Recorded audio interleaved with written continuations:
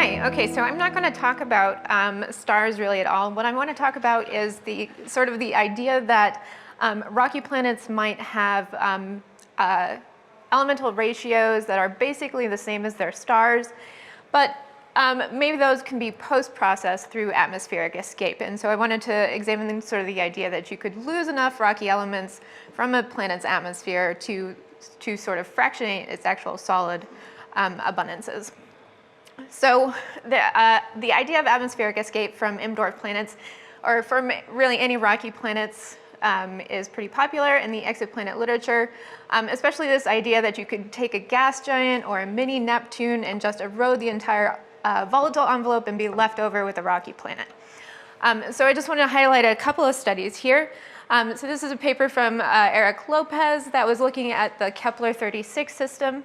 And the idea that they're exploring is that you have a certain amount of rocky material as a core, and you have a 20% hydrogen or helium envelope on top, and that the size of the rocky core is going to dictate how much of that envelope you can erode over time. So these two planets are observed to have, they're very close in orbital period, but they have very different observed radii. But in his models, you can take basically the same initial envelope abundance, and the planet with the smaller core, you can erode all of that envelope, whereas the planet with a larger core, you can only erode about 10% of that envelope. And then this is work from Rodrigo Luger, who we heard from earlier, looking at also evaporated cores. This is looking at the habitable zone for M-dwarf planets. So this is stellar mass and orbital distance, and this shaded region is the habitable zone of these stars. And these contours are showing where you have evaporated cores. So to the left of these lines, you have planets who have lost their entire volatile envelope of about 50%, or about half of their mass as hydrogen. So if you have energy limited escape, then the planets that you're seeing in the habitable zone could have started off with 50% of their mass in hydrogen. Okay, so that's a lot of atmosphere that you could lose. You can play the same game with steam atmospheres. This is more work from Rodrigo Luger, looking at water loss. So this is again M-dwarf habitable zones, and looking at the amount of water you can lose from a planet due to this extended phase in M-dwarf evolution, where these planets are actually interior to the initial habitable zone. So the red here is just indicating that you have lost all of your water, your initial water envelope. And if you're stripping hydrogen off of water, then you can get oxygen buildup. So over here, they're showing the oxygen buildup. Red is basically all of the water has been converted into oxygen, but over here, you've actually lost some of your oxygen, right? So you haven't been able to hold on to all of that oxygen because it's being lost along with the hydrogen through hydrodynamic drag. So if you're losing oxygen, maybe you can also lose other elements as well. And this is important because magma ocean atmospheres are not pure steam and they're not pure hydrogen.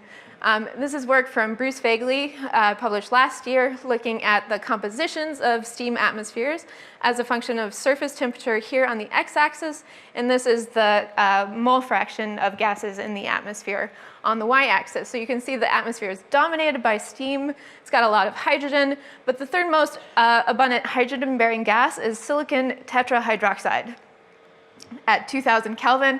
If you go up to higher temperatures, you get magnesium, iron, sodium hydroxides, right? So you have reasonably abundant lithophile elements in your atmosphere. So if you're losing hydrogen from the atmosphere, then you might be dragging these elements along for the ride. So a lot of this is based on the idea that you can do this people have looked at this in the solar system for noble gases. You can fractionate noble gas isotopes through hydrodynamic drag. So maybe you can do this for rocky elements as well. And there's at least two ways you can fractionate the elements in these atmospheres. The first is through fractional vaporization, and then the second is through the dynamical effects, given that these elements have different masses. So I'll talk a little bit about both of those. Okay, so first, the fractional vaporization is just that the gas composition is not the same as the solid material, right? These elements have different volatilities, and so they're going to go into the gas phase at different rates depending on the temperature and the pressure of your envelope. This is another figure from Bruce Fegley, who sort of came up with this idea that you could lose silicate elements from these steam atmospheres. The X scale here is inverse temperature, so higher temperature is on the left here, lower temperature on the right. And the y-axis is the silicon to magnesium ratio in the atmosphere. And then the two colors here are two different pressures, so a different atmospheric mass, basically. This is lower pressure, this is higher pressure. So what happens is the silicon abundance in the atmosphere is very strongly pressure dependent, but it doesn't depend very strongly on temperature. So as you go up in pressure, the silicon abundance is going to increase, and so you're going to increase the silicon to magnesium ratio in the atmosphere. You're also just overall increasing the silicon abundance in the atmosphere. At really high pressures, silicon tetrahydroxide can actually be the second most abundant gas in the entire atmosphere, so it can make up a significant portion. Magnesium, on the other hand, is not very pressure dependent, but it is very strongly temperature dependent. The abundance of magnesium increases as you go to higher temperatures, and so our silicon to magnesium ratio is decreasing over here at high temperatures. So if we just take this atmosphere and just blow it off, assume there's no dynamical effects at all, in order to make a significant effect on the rocky body itself, you need to lose about 2 weight% of the planet in terms of a steam atmosphere in order to lose about 1% of your total silicon that's in your mantle. And the magnesium loss, given this, you're losing a massive atmosphere, there's very little magnesium in the atmosphere, so you're actually not losing very much of it. So the net effect is to decrease the silicon to magnesium ratio of your mantle. But what about those dynamical effects? Okay, so that's a decided upper limit, right? So there's no dynamical effects in here. So what if we do take those into account? So if we're looking just at this simple energy limited escape, we can put a limit on the mass of the particles that can be dragged along with the hydrogen. Okay, so this is the crossover mass. And basically, if the mass of your particle is lower than the crossover mass, then it can escape along with the hydrogen. And you can convert this crossover mass into an effective XUV flux. So if your planet receives more XUV flux than this critical value, then you can strip off that element from the atmosphere.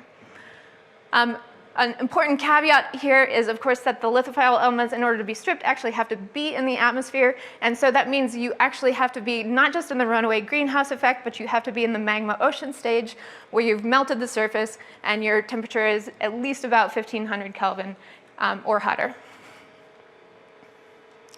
Okay, so here I'm showing the XUV fluxes of the habitable zone planets. So these are planets that are in the habitable zone at 5 gigayears for different stellar masses as a function of time. So this is for a 0.1 solar mass star. And I'm taking the inner and outer habitable zone edges from Ravi Koparopoulos' work. This is recent Venus and early Mars. Okay, and here's 0.5 solar masses and 0.9 solar masses. And here's the runaway greenhouse limit. Okay, so for the K dwarf here, the planets don't spend a whole lot of time in the runaway greenhouse limit, but for the M dwarf stars, they stay in the runaway greenhouse limit for quite a long time. And then I'm going to compare this XUV flux that these planets are receiving to the critical XUV flux for the different lithophile elements. So this depends on the atomic masses of hydrogen and the lithophile element, the planet mass, which here I'm just taking one Earth mass, and this binary diffusion coefficient, which is usually measured empirically, but we don't have those measurements for rocky elements, so I've approximated them using this hard spheres formula. So here's the critical XUV flux for silicon, for magnesium, and then for iron. You can see there's a mass dependence here. Magnesium is the lightest, iron is the heaviest. But these are all below the runaway greenhouse limit, which means that the limiting factor here is how long you have a steam atmosphere, not the XUV flux that you're receiving. So if you have a steam atmosphere, you should be losing these elements. here's a very preliminary calculation for silicon mass loss. I haven't really gotten around to the other elements yet. Looking at the fraction of silicon that has lost for different envelope masses as a function of time. So starting from 1 Earth ocean up to about 400 Earth oceans, which for reference is about 9 weight% of an Earth mass planet. So you can see this is a log scale. Down here we have very minimal loss of silicon. And we only really get significant loss of silicon up here for about 400 ocean masses. So this is a very, very water-rich planet. These curves, I should say, are being cut off where you are reaching a surface temperature of about 1400 Kelvin. So below that, the lithophile elements drop. You might still get a little bit more escape, but not significant amounts. So just to sum up, if you have significant envelope stripping of a planet, it's possible that you could fractionate the lithophile elements. It seems that this is only going to be important for very extreme cases of envelope stripping for habitable zone planets, but it's likely to be much more important for planets that are closer to the star than the habitable zone. I didn't really talk about alkali elements at all, but sodium is both lighter than silicon and also more volatile, so you can imagine that there might be planets where you've stripped off most of your sodium. So next steps, we need to look also at loss from hydrogen envelopes, where the volatilities of these elements are going to be different. Gas and mantle composition should co-evolve, which is not happening right now. I'm just taking a fixed sort of gas composition. Cloud formation might actually hinder this kind of loss. Again, for closer in planets, it's probably not going to matter too much, but for habitable zone planets, it could definitely halt loss. And then, of course, there are other loss processes. So I'll stop there, thank my funding sources, and take any questions.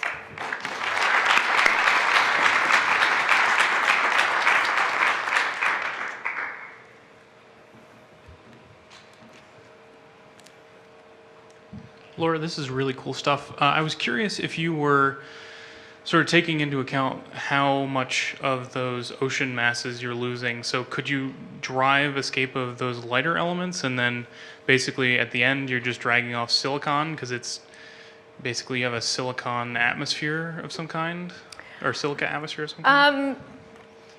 So you mean if we have a smaller volatile envelope and maybe it's just so you really need the water in order to get the surface hot enough, right, to vaporize the silicon, unless you're much closer to the star. So you can imagine there are definitely planets like 55 Cancri E or CoRoS 7b or Kepler 10b where they're just vaporizing silicon without having any kind of atmosphere.